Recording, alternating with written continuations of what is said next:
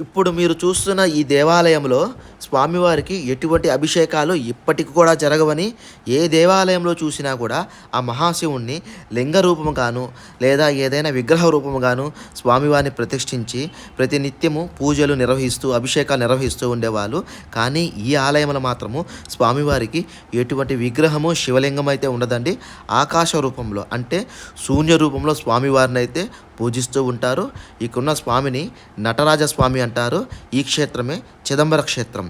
చిదంబర క్షేత్రం అంటే చిత్ అంటే చైతన్యం, అంబరం అంటే ఆకాశం. చైతన్యవంతమైన ఆకాశంలో స్వామివారు ఆనంద రూపంలో తాండవం చేసుకుంటూ ఆకాశలింగ రూపంలో ఇక్కడ ఋషులకైతే దర్శనమిస్తారండి. అందుకే ఇక్కడున్న స్వామివారి నటరాజ స్వామి అని.